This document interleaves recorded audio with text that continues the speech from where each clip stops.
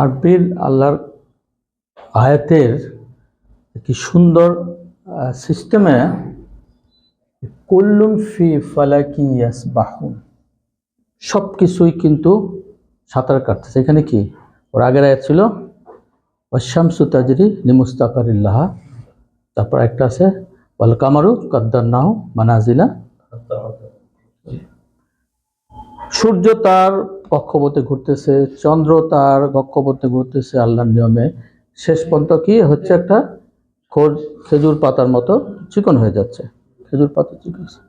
সবাই কিন্তু ইয়াসবাহুন, সাঁতার কাটতেছে, ঘুরতেছে মহাশূন্যের মাঝে।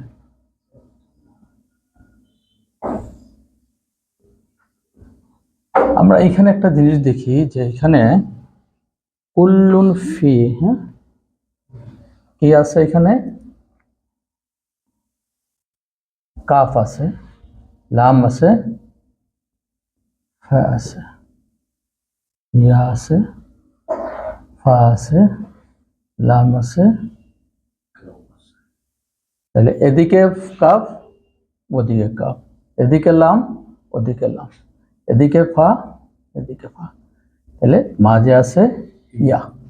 তো এই যে এটা হচ্ছে কি আপনার, আমি যদি ওইভাবে দেখাইতে পারতাম ভালো হইতো, যে ঘুরতেছে, হ্যাঁ ঘুরতেছে।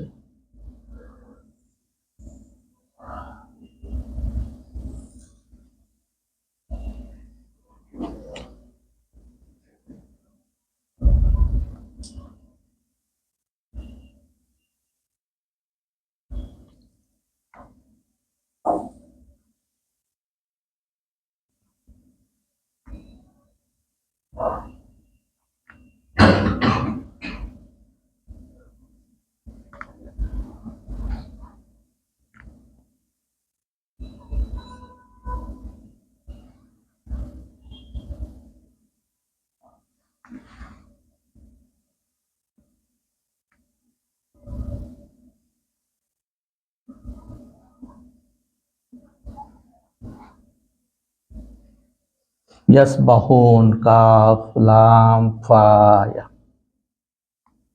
সবাই কি আল্লাহ ঠিক ওইভাবে আছে। এখানে কাফ, ওইখানে কাফ, এখানে লাম, ওইখানে লাম, এখানে ফা, ওইখানে ফা। কুল্লুন ফি ফালাকি ইয়াসবাহুন, আল্লাহ সব কিছু কি সাথে। এই যে আয়াতের অক্ষরগুলো কিন্তু আল্লাহ সেটিং কিন্তু এইভাবে করেছে। সুবহানাল্লাহ, চিন্তা করা যায়, চিন্তা করা যায়।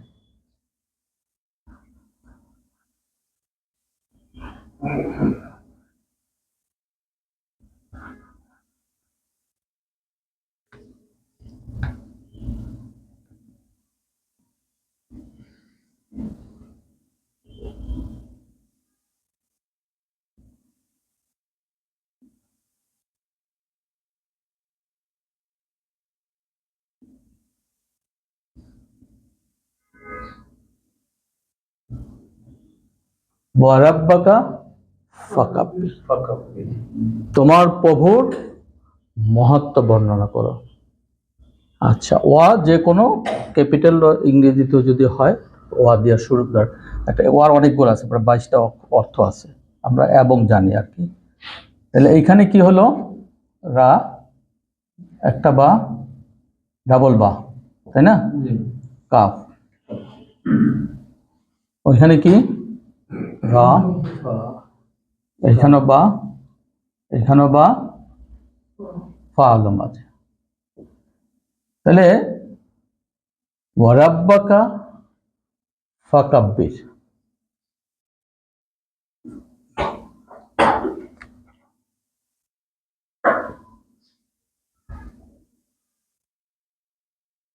কাপ আসবে না?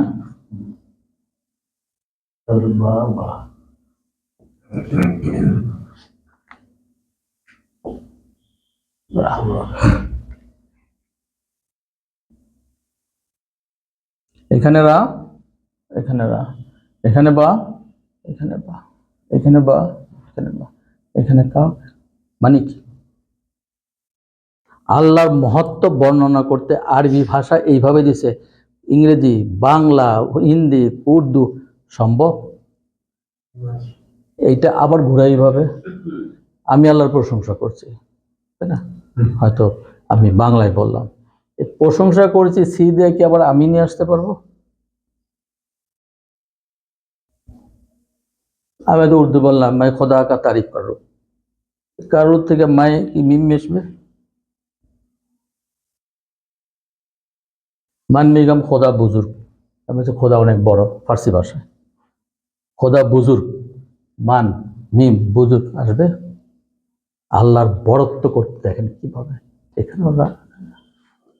এইটি আরবি ভাষার, কোরআনের ভাষার যে বৈশিষ্ট্য, এটা সম্ভব না পৃথিবীর কোনো ভাষা, কোনো ভাষায় সম্ভব। কোনো ভাষায় পারে কি? ভাষা তো অন্য কেউ করছে, আল্লাহ পার করেন। আল্লাহ যেটা করছে সেটাই সম্ভব। আচ্ছা, তারপরে আসেন আমরা আসি আরো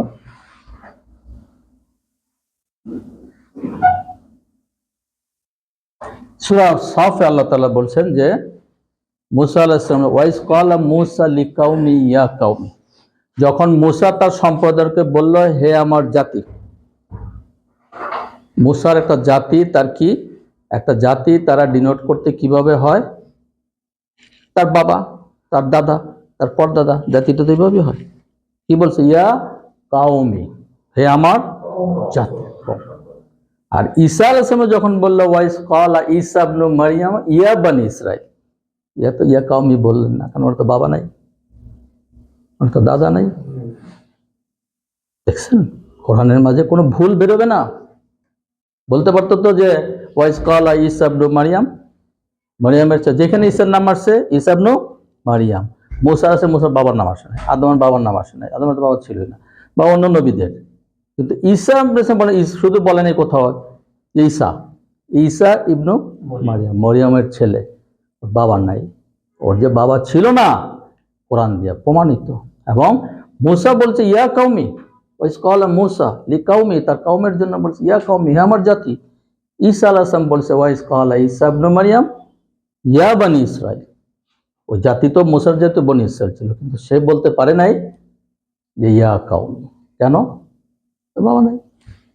কোরআনের আয়াতগুলা এইভাবেই প্রমাণিত, যেটা আল্লাহর থেকে সম্পূর্ণভাবে আসছে। ওয়াইজা সালাকা ইবাদি, যখন আমার বান্দা আমার সম্বন্ধে প্রশ্ন করে, ওয়াইজা সালাক ইবাদি আন্নি, আমার ব্যাপারে, ফাইন্নি কারিব, আমি তার অতি নিকটে আছি। রাসূল সাল্লাল্লাহু বলতেছে যখন আমার বান্দা আমার সম্বন্ধে জিজ্ঞেস করে, উত্তরটা কার দেওয়া দরকার? রাসূল সাল্লাল্লাহু আলাইহি ওয়াসাল্লাম। আল্লাহ বলতেন যে ফাকুল ইন্নাল্লাহ কারিব, নিশ্চয় তোমার প্রভু তোমার নিকটে আছে। কিন্তু জবাবটা কি দিছে? ফাইন্নি কারিব, আমি নিকটে। আল্লাহ প্রশ্ন করছে রাসূলকে বান্দার ব্যাপারে, জবাব দিয়েছেন কে? কেন দিয়েছেন? আল্লাহ নিশ্চয় অনেক নিকটে আমার, মানে আমার এত নিকটে, আমার এত কাছে যে নাহনু আকরাবু ইলাই মিন হাবলিল ওয়ারিদ, আমি তার শাহরগের কাছে আছি। উজিবু দাওয়াতাদ দা ইজা দান, যখন সে আমাকে ডাকে আমি তার ডাকে সাড়া দিই। আল্লাহ কিন্তু দাবি রাখেন ফালিয়াস্তাজিবু লাহু ওয়া লিয়ুমিনু বিহি লাআল্লাহুম ইয়ারশুদুন, আমি যখন ডাকবো আমার ডাকে সেও সাড়া দিবে, আমার প্রতি ঈমান আনবে, তাইলে সে সৎপথ প্রাপ্ত হবে। কোরআনের ভাষাটা এরকম। আল্লাহ কত আমাদের নিকটে আছে। তাইলে আমি, আল্লাহ যদি আমার এত নিকটে থাকে, আল্লাহ যদি আমার ডাকে সাড়া দেয়, আমি তো আল্লাহর ডাকে সাড়া দিলাম না, আমি কেমনি শুনলাম আল্লাহর ডাকে? সালাহ, নামাজে আসো, নামাজে আসো, হাইয়া আলাল ফালাহ, সফলতার দিকে আমি গেলাম না, আল্লাহর ডাকে আমি সাড়া দিলাম না, আমি সফলতা হবে না, আমি সৎপথ এর শুধু সঠিক রাস্তা পাবো না? এগুলো কোরআনের কথা। এই কোরআন আমরা পড়ি না বলে অনেক কিছু কিন্তু আমরা এখান থেকে জানি না। আচ্ছা, এরপর আসেন আমরা আলাপ করি তোয়া নিয়ে। দেখেন, তোয়া কোরআন তো আমরা অনেকে পড়ি, অনেকে পড়ি না, অনেকে পড়তে পারি না, কিন্তু তোয়া দেখেন, তোয়া দিয়ে শুরু করেছে হরুফে, কি বলে ওদেরকে? তোয়া সিন মিম, কি বলে? হরুফে মুকাত্তাত। কয়টা সূরাতে আছে? 29টা সূরার আগে আছে। আমরা তোয়া দিয়ে যদি আসি, তোয়া হা, তোয়া সিন মিম, তোয়া সিন। আরেকটা কি আছে? তোয়া হা, তোয়া সিন মিম, তোয়া সিন মিম, দুই জায়গায় আছে। এটা তোহা দিয়ে সূরাই হয়েছে, এটা তোয়া সিন মিম সূরা শুআরা, তোয়া সিন সূরা নাম, তোয়া সিন মিম সূরা কাসাস, 4টা সূরা।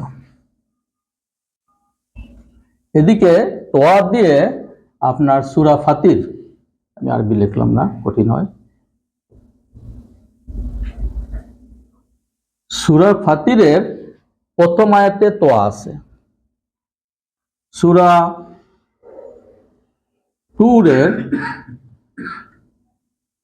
টুরের প্রথম আয়াতে তোয়া দিয়ে শুরু হয়েছে, ওয়াত্তুর ওয়া কিতাবি মাসতুর। সূরা ফাতির আছে আলহামদুলিল্লাহি ফাতিরিস সামাওয়াতি, ফাতির তোয়া, ওয়াত্তুর তোয়া। তারপর আসেন সূরা তালাক। জি, কি বলছিলেন? না, তিন তোয়া না, তো তা, ওটা তা, আমাদের কিন্তু তোয়া। তারপরে আছে সূরা মুতাফফিফিন, ওয়াইলুল লিল মুতাফফিফিন, মুতাফফিফিন। তারপর আছে সূরা তারিক, ওয়াস-সামাই ওয়াত-তারিক, ওয়াত-তারিক। একটা, দুইটা, তিনটা, চারটা, 5টা, আরো বাদ পড়ছে। সূরা তুর আসলাম, কি? ফাতির, সূরা তুর, মুতাফফিফিন আসলাম, তালাক আসলাম, আর কি আছে মনে পড়তেছে না। ফাতির, তুর, তালাক, মুতাফফিফিন, 1 2 3 4 5 সূরা মনে আছে? সূরা তোয়া তো নিজেই একটা আছে, এটা কি বলবে? সূরা তোয়া তো শুরুই হয়েছে তোয়া দিয়া, তোয়া হা হলো 6টা। ফাতির, তুর, তালাক, মুতাফফিফিন, তারিক,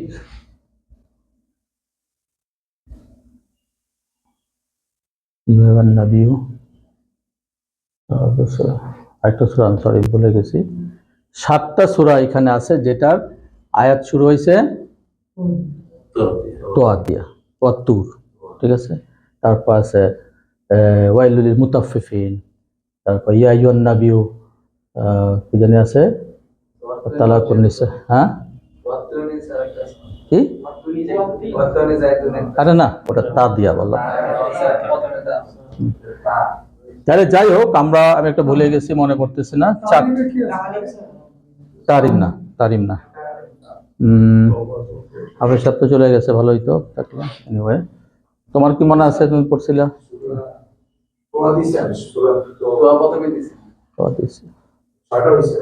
আরেকটা মিস হয়েছে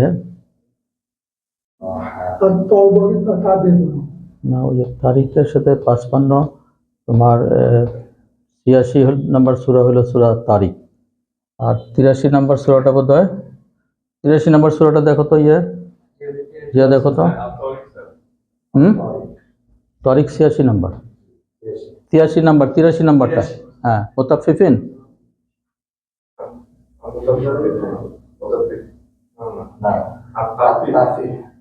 হ্যাঁ,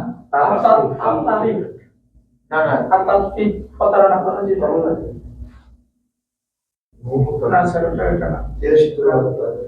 83 মুতাফফিফিন তো বললাম, 83 আছে, 86 আছে, তালাক আছে, তুর আছে, ফাতির আছে, 2 3 4 5 তাহলে এটা না। যাই হোক, আমি যেটা বুঝেছি যে এরকম 7টা সূরাতে ও শুরু হয়েছে তোয়া দিয়ে। এখন এই তোয়াতে হলো, তাহলে এইখানে 7টা সূরা না, 7 × 4 কত হয়? সূরা তোহাটা কমন, এই সূরা তোহায় কিন্তু 28টা তোয়া আছে। সূরা তোহাতে 28টা তোয়া আছে। এটা অনেক লম্বা আমার পক্ষে সব মনে করা সম্ভব, যতটুকু মনে থাকে আমি অতটুকু বলি। হাফেজ সাহেব বলে ভালো হইতো, আরো লিখে দিতে পারতো, আপনাদের জন্য সুবিধা হইতো। আমার অবশ্য ওই যে আন্তর্জাতিক হাফেজ সাহেব বলছে যে স্যার এগুলো একটু বেশি কঠিন হয় সবার জন্য, ওনাদের আস্তে আস্তে যাইতে হবে আর কি। তা আমি যেটা মেসেজ দিতে চাচ্ছি, জানা যাক বা বোঝা যাক, সহজ হোক কঠিন হোক, জানাটা যে এগুলা কিন্তু কোরআনে আছে। আচ্ছা, আমরা আসি এরপরে। তাহলে সূরা তোয়া দিয়ে প্রতি সূরায়, যেমন তোমরা ইয়াতে দেখো মাইদা কত নাম্বার সূরা? 5 নাম্বার সূরার 6 নম্বরে, 6 নম্বর আয়াতে তোয়া আছে 4 বার। হাফেজ হলে ভালো হইতো। ওয়াইন কুনতুম জুনুবান ফাত্তাহহারু, যখন তোমরা অপবিত্র হও পবিত্রতা অর্জন করো। ওয়াইন কুনতুম মারদা আও আলা সাফারিন ওয়াজা, এই যে ওয়াইজা হালালতুম ফাসতাদু, এটা হলো 2 নাম্বার আয়াতে সূরা ইয়াতে ফাসতাদু, এখানে একটা আছে তোয়া, তারপর আছে 6 নম্বরে ওই যে বললাম ওয়াইন কুনতুম জুনুদান ফাত্তাহহারু, ওয়াইন কুনতুম মারদা আও আলা সাফারিন আও জা আহাদুম মিনকুম মিনাল গায়িতি আও লামাসতুম মিনান নিসাই ফালাম তাজিদু মান ফাতায়াম্মামু সাইদান তাইয়িবান, এটা হলো ফাতায়াম্মামু সাইদান তাইয়িবান ফামসাহু বিওজুহিকুম ওয়া আইদিকুম মিন মা ইউরিদুল্লাহু লিয়াজআল আলাইকুম মিন হারাজ ওয়ালাকিন ইউরিদু লিইউতাহহিরাকুম। সোজা কথা, এখানে 4টা তোয়া আছে।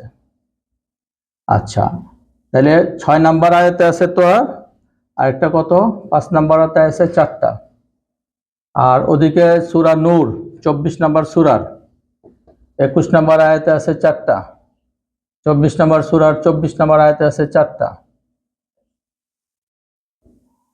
তাহলে এই ওই আয়াতে 4টা করে তোয়া আছে। যেমন সূরা নূরের আপনি দেখেন যে 24 নম্বর সূরা,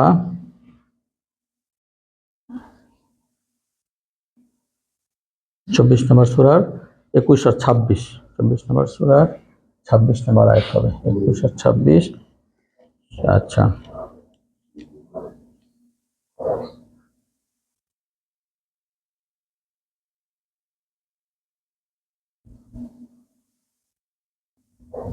আল খাবিসাতু লিল খাবিসিনা ওয়াল খাবিসুনা লিল খাবিসাত ওয়াত তাইয়্যিবাতু লিত তাইয়্যিবাত ওয়াত তাইয়্যিবুনা লিত তাইয়্যিবাত।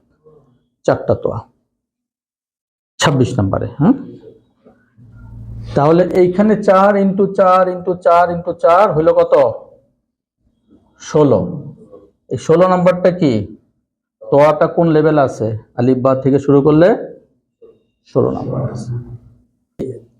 সবচেয়ে ইন্টারেস্টিং ব্যাপার হইল যেটা পুরো কোরআনে তোয়া আছে কতবার, একটু নলেজ দিই আর কি। তোয়া হাতে তো আমরা কমন পেলাম, তোয়া হা।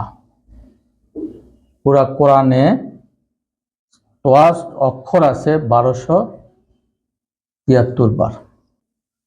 এই তোয়াটা হলো, এর আগে 636টা তোয়া আছে, এর পরেও 36টা কি ইকুয়াল ডিস্ট্রিবিউশন হয়েছে, এদিক থেকে 636, এদিক থেকে টোটাল হচ্ছে 1273। ব্যালেন্স করা কোরআনের একটা অক্ষরে দিক ওদিক করা সম্ভব নয়। কেন আজকে 1400 সাড়ে 1400 বছর পর্যন্ত কেন পারলো না কোরআনকে একটা চ্যালেঞ্জ দিল, আল্লাহ তাআলা ঘোষণা করে দিয়েছে যে পারো, ফাইল্লাম তাফআলু ওয়ালান তাফআলু, চেষ্টা করো, পারবা না, 1450 বছর পারবা না তো তুমি। 636টা তো আছে, একটা মিস করা যাবে না, একটা অ্যাড করা যাবে না, সামনে তো ঢোকানো যাবে না, পিছনে ঢোকানো যাবে, অর্থই চেঞ্জ হয়ে যাবে। ওই যে সূরা নাসে বললাম ইন্নাহু কানা গাফফারান কেন দিল না, তাওয়াবা কেন দিল? গাফফার যে 5টা রা হয়ে যেত, ব্যালেন্স হইতো না। প্রত্যেকটা ক্যালকুলেটিভ। কোরআন এমনই একটা জিনিস, এই জন্য আমাদের গবেষণা। আমরা আলেম না, অত প্রফেসর না, অত কিছু না, কিন্তু ছোট্টখাটো চেষ্টা করি বের করে করে, যেগুলা যতটুকু যে স্টাডি করি বের করি সবার মাঝে যেন দেই, কোরআনকে যেন বুঝে কোরআন এইভাবে আসে নাই। আর কোরআনকে কেউ কি করবে পারবে না দুনিয়া থেকে বেঁচে, কারণ এর জিম্মাদার কে? ইন্না নাহনু নাজ্জালনা যিকরা ওয়া ইন্না লাহু লাহাফিজুন। হাফিজুন না, লা হাফিজুন, অবশ্যই অবশ্যই লাম দিয়েছে তাকে। তো আমি কোরআন নাজিল করেছি, আমরা ব্যবহার করেছি যে সত্যতা আবার একটু গিয়ে আছে যে কথা আমরা বলে কথা, আমরা কোরআনকে নাজিল করেছি এবং এর সংরক্ষণ কিয়ামত পর্যন্ত থাকবে। আমরাই এর সমর্থন। কেউ পারবে না, আজও পারে নাই। চ্যালেঞ্জ তো বহুত পারিস। ওদিন সূরা কাউসারে যে 10-এর সংখ্যার ইয়ে করেছিলাম, পরে স্টাডি করে দেখলাম আরো 10 বের হয়, প্রায় 9টা 10 সংখ্যা আছে এর মাঝে বিভিন্ন। ইন্না আতাইনাকাল কাউসার, 10 10 10, কেমনে আপনি সরাবেন, অক্ষর কেমনে ঢুকাবেন, অর্থ তো পারবেই না, শব্দও পারবে না। আচ্ছা, আপনি দেখেন আল্লাহর নাম আলিফ লাম, আলিফ হচ্ছে, লাম হচ্ছে, হা হচ্ছে।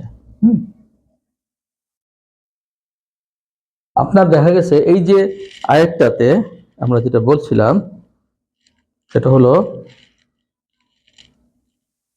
আল খাবিসাতু লিল খাবিসাতি, এখানে আলিফ আছে 10টা, হা আছে একটা, তারপরে লাম আছে 11টা, 26টা, 24, মানে 11 পরে হলো 13টা,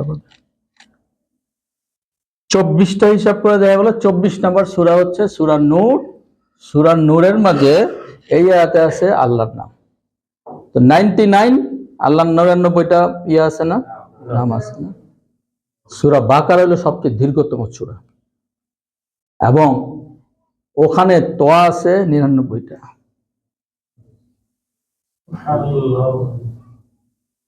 সেটিংটা কিভাবে?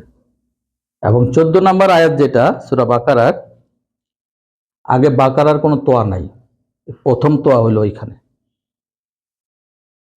ওয়াইযা লাকুল্লাযিনা আমানু ক্বালু আমান্না ওয়াইযা খালাউ ইলা শায়াতিনিহিম ক্বালু ইন্না মাআকুম ইন্নামা নাহনু মুস্তাহজিউন। এই তোয়াটা ওইখানে আছে 14 নম্বরে। আর এইখানে একটু কথা বলতে চাই, সেটা হলো আল্লাহ তাআলা সমস্ত কিছু পরিমিতভাবে সৃষ্টি করেছেন। ওয়াল আরদা মাদাদনাহা ওয়ালকাইনা ফিহা রাওয়াসিয়া ওয়া আনবাতনা ফিহা মিন কুল্লি যাওজিন মাহজুন। আল্লাহ বলে আমি পৃথিবীকে বিছাই দিয়েছি, তার মাঝে পর্বত স্থাপন করেছি এবং উদ্ভিদ দিয়েছি, প্রত্যেককে একদম পরিমিত। ওয়া খালাকা কুল্লা শাইইন ফাকাদ্দারু তাকদীরা, প্রত্যেক জিনিসকে আমি পরিমিত করে দিয়েছি, পরিমিত করে বানিয়েছি। আমাদের শরীরে প্রতিদিন কত কোটি বলছিলাম তখন? 37 লাখ কোটি কোষ আছে। 1 থেকে 1.5% আমাদের কোষের ক্ষয় হয়। যদি না হইতো তাহলে দেখা গেল যে 90 থেকে 100 দিনের মাঝে আমাদের ওজন ডাবল হয়ে যেত।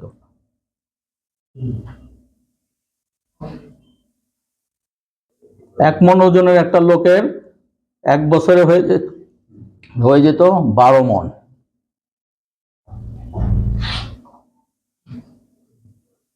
12 মণ হয়ে যেত 1 বছরে। 70 বছরে তার জীবনে দেখা যেত সে কত বড় পাহাড়ের মতো হয়েছে, তার জীবনে একটা হিমালয় পর্বতের মতো হয়েছে। আরো যদি বাস মৃত্যু নাই তো, কারণ কোষ তো মরতেছে না। ওই যে বললাম মৃত্যুটার প্রয়োজন আছে, আল্লাহ হিসাব করেছেন মৃত্যু দরকার আছে, মৃত্যু হইতে হবে। মৃত্যু যদি না হইতো, এই ক্ষয় যদি না হইতো, তাহলে কি হইতো? দেখা গেল হিমালয় পর্বতের থেকে বড় হয়ে গেল বডি। তারপর একটা সময় পরে দেখা গেল যে পৃথিবীর 10 ভাগের 1 ভাগ সে হয়েছে। এরকম 10টা মানুষ হলে তো পৃথিবীতে জায়গাই নাই, ওর খাবার কই? আর সে মরতেন, তারপরে কি করবে? ওই একটা আরেকটারে খাইতো, খাইতে খাইতে পরে একটা থাকতো, এরপরে এত সারা পৃথিবী জুড়ে শরীর, এরপরে খাবে কি? ও তো টেনশনে হতাশায় তার জীবন এরকম অবস্থা। পৃথিবীর সমান তার শরীর, বুঝলেন? 10টা ছিল, 10 জন মিলে একটা পৃথিবী হয়েছিল, এত বড় শহর। এরপর সে একাই হয়ে গেছে, সব খাইয়ে সে একা হয়েছে। এরপরে তো কাজেই দরকার আছে।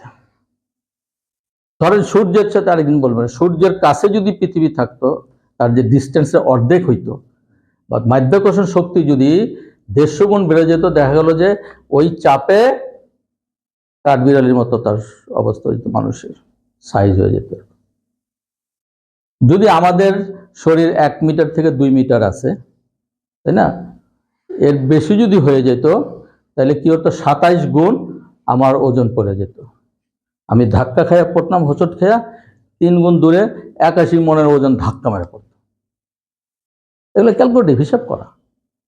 তাহলে আল্লাহর যে পরিমিত করে দিয়েছে সেটা।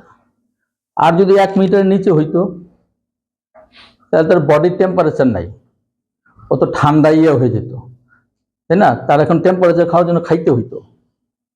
ইঁদুরের কিন্তু তার শরীরের থেকে বেশি সে খায়, কারণ সাইজ ছোট, তার টেম্পারেচার ধরে রাখতে হয়। তো মানুষকে তখন কি হইতো? অনেক খাইতে হইতো, এত খাদ্য কই পাইব? খায় আমার সব শেষ, কারণ সে তো তার খাদ্য তার টেম্পারেচারের জন্য। এটা একটা উদাহরণ, আমি বডির কথা বললাম। এরপর আমরা চাঁদের সাথে পৃথিবীর কতটুকু ডিস্টেন্স হইতো, যদি চাঁদ কাছে হইতো, যদি চাঁদ পৃথিবীর সমান হইতো, যদি চাঁদ পৃথিবীর সূর্যের সমান হইতো, তাহলে কি অবস্থা হইতো? প্রত্যেকটা জিনিস ব্যালেন্স করে আল্লাহ তাআলা, প্রত্যেকটা জিনিস।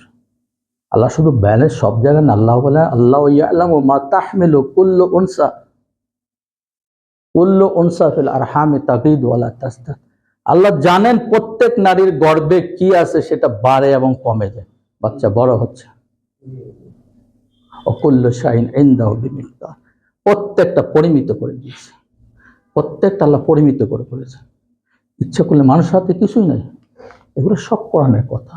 এর জন্য আমাদের কোরআন স্টাডি করতে হবে, কোরআন নিয়ে গবেষণা যারা আল্লাহ তাদের তৌফিক দিয়েছে করবে। অন্তত কোরআনকে আমরা জানি, পড়ি। কোরআনকে কেউ করতে পারবে না, চ্যালেঞ্জ করতে পারবে না, যেটা আল্লাহর বাণী নয়। আমরা আজকে কোরআন পড়তেছি বই ফর্মে না, রসুলের সময় কি বই কিতাব আসছিল? বলছে, শুনছে, সাহাবাদের ছিল। রসুল নিজেই কোরআন ছিলেন, ওনার উপস্থিতি কোরআন ছিল, ওনার কথা শুনছে। আর আজকে ওনার অনুপস্থিতি, আমার হাতে কোরআন আছে, কিন্তু উনি উপস্থিত নাই। সাহাবাদের সময় উনি উপস্থিত ছিলেন, ওনাই কোরআন, উনি যেটা বলছেন সেটাই কোরআন, কারণ আল্লাহর বাণী পেয়েছেন, সেটা আছে। তারপর যেটাই বলছে ওনাকে শুনছেন, লিখিত অবস্থা ছিল না। তাহলে আমি যদি সেইভাবে চিন্তা করি যে কোরআনে এইভাবে লিখিত কিভাবে হইল, তাহলে উনি তো জানতেনই না, লেখাই ছিল না কোরআন। আসছে ফেরেশতা জিবরাইল দিয়ে আসছে, যে উনি আল্লাহ শাদীদ, ওই যে খুব শক্তিশালী ফেরেশতা, ওনাকে শিক্ষা দিয়েছেন। তো উনি তো শুনছেন বলছেন, লিখিত ছিল না। কাজে এই যে ক্যালকুলেশন তো এতবার আছে, বা অন্যান্য হিসাব বলে যেগুলো বললাম, আরো সামনে আমরা বলবো, তো সেগুলা কিভাবে, কারণ একটা জিনিস হয় কি, লিখিত যদি থাকে তাহলে সে মানুষ বুঝতে পারবে যে এই হিসাব। যেমন সূরা বাকারাতে 286টা আয়াত আছে,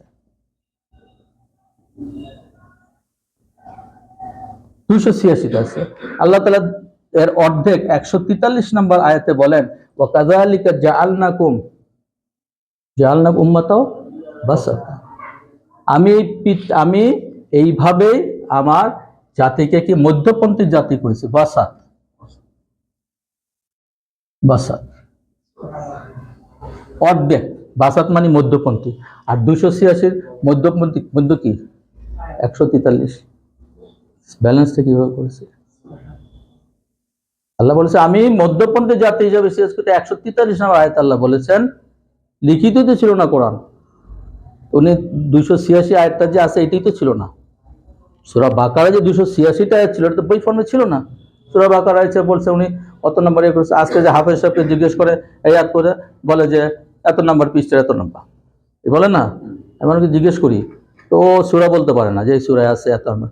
ও বলে যে এত নাম্বার পারার এত নাম্বার পৃষ্ঠা। পৃষ্ঠা আজকে আছে বইয়া, তখন তো ছিল না। এগুলো অনেক জিনিস আছে যেটা আমরা, কোরআন যে আল্লাহর বাণী, রাসূল নিজস্ব নয়। রাসূল তো উম্মি ছিলেন, লেখাপড়াই জানতেন না, কোরআন পড়তে পারতেন না, লিখতে পারতেন না, ছিল না। বলে তাহল্লু তো বিয়ামিনিক, আপনি তো লিখতে ডান দিয়ে লিখতে পারতেন না, আপনি তো ডান হাতে দিয়ে আপনি কোরআন লিখতে পারতেন। আল্লাহ বলছেন লিখতে পারতেন না, ওই মানুষ এরকম কোরআন লেখে যেটা আমরা কোরআনের সম্বন্ধে ডুব দিয়েছি, কিছু মুক্তা বের করেছি। এখনো তো হাজার হাজার মুক্তা আছে। প্রতিটা ইয়াতে আয়াতে আয়াতে ছত্রে ছত্রে আল্লাহর নিদর্শন, আল্লাহর সমস্ত ক্যালকুলেটিভ আছে। মানুষের ওই যে বললাম ব্যালেন্স করা, আমার জীবন আপনার জীবন ব্যালেন্স করা, প্রাণী দেহে কেমন ব্যালেন্স করা। আপনি ধরেন এই যেই ভল্লুকটা মরু ভল্লুক, আরেকটা হলো কি সৌর ভল্লুক।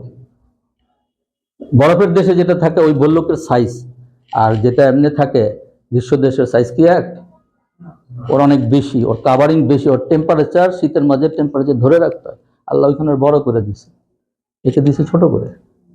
এর যদি বড় করতে তো এর আবার গরম ইয়ে হয়ে যেত। সব কিছু কিন্তু সাইজ করে দিয়েছে। ওই মরুভূমিতেই উঠ দিছে। আমার দেশে বাংলাদেশে উঠ দিলে কেমন হতো? রাস্তাতে যদি মগবাজার রাস্তাতে উঠ যায় কেমন হতো? যেইখানে যেটা দরকার। আপনি দেখবেন যে ওই যে বরফের দেশে কুকুরগুলা স্লেজ গাড়ি টানে, সাইজগুলো তো মার্শাল্লাহ বিশাল বড় বড়। আর আমাদের নেড়ি কুত্তা টাইপের আছে, দেখবেন যেগুলো সাইজ এক একটা কুকুর আমি দেখছি বাইরে, যেগুলা এক একটা বাঘের মতো সাইজ, হায়নার মতো সাইজ, এত বড় বড় সাইজ। ওই শীতের মাঝে টিকে থাকে, ওর তো জামা কাপড় লাগে না কিছু, তাই না? খোলা মোলা থাকে, কিভাবে টিকে থাকে? যেই বরফ, আমরা তো ওভার কোটের না, ও কোটের উপর আবার ওভারকোট পরে তারপর চলতেছে, তাদের লাগে। এইভাবে আল্লাহ সমস্ত কিছু, সমস্ত মাখলুককেই আল্লাহ কিন্তু এইভাবে সৃষ্টি করেছেন। শুধু তাই না, আপনার সূর্যমুখী ফুলের যদি আপনি ব্যালেন্স দেখেন, সূর্যমুখী একটা পাতা হবে, কি ব্যালেন্স হবে? 1, তারপরে +1, এর পরের পাতাটা হবে কেন্দ্রের থেকে 1 দূরত্বে, এরপরেরটা হবে 1 1 2 দূরত্বে, এরপর 2 1 3 দূরত্বে, তারপর 3 2 5 দূরত্বে। এই ব্যালেন্সও সূর্যমুখীর আছে। এগুলো গবেষণা বহু আছে। জনাব অধ্যক্ষ আবু জাফর মোহাম্মদ সালেহ সাহেবকে অনুরোধ করছি 5 মিনিট বলে আমরা এশার আজানের পর নামাজ পড়বো এখানে। আল্লাহ পাকের অশেষ মেহেরবানি। আল্লাহু আকবার। পঞ্চম দিবসের এই কোরআনের গবেষণামূলক আলোচনা অনুষ্ঠানে আমরা উপস্থিত হতে পেরেছি। আল্লাহ পাকের লক্ষ কোটি শুকরিয়া আদায় করি, কারণ কোরআনের সংস্পর্শে থাকা ছাড়া মুক্তির অন্য কোনো রাস্তা নেই। মুক্তির একমাত্র গ্যারান্টি কোরআন। সেই কোরআনকে আমাদের বুঝতে হবে।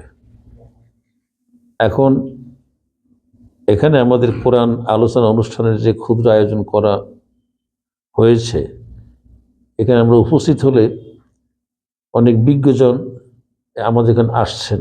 আজকে অনেক মেহমান ছিলেন এবং প্রত্যেকটা আমাদের সেশনেই বাইরের বেশ কিছু মেহমান আসছেন, গুরুত্বপূর্ণ ব্যক্তিবর্গ আসছেন, আন্তর্জাতিক পর্যায়ের হাফেজ আসছেন।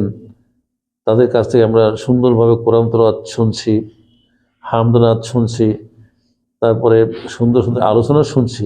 এর ভেতর দিয়ে আমাদের কিন্তু ইমান তাজা হচ্ছে, ইমান মজবুত হচ্ছে। এভাবে করেই যদি কোরআনের টাচে আমরা আসি, তাহলে ইমানটা আরো বৃদ্ধি পাবে আমাদের। আর ইমান বড় কঠিন জিনিস, আমাদের পুরোপুরিভাবে মুমিন হতে হবে আমাদেরকে। আর মুমিন হওয়ার জন্য আমাদের এই দিনই আলোচনা, দর্শে কোরআনের আলোচনা আমাদের নিয়মিত শুনতে হবে, তার ইমানটা আরো মজবুত হবে।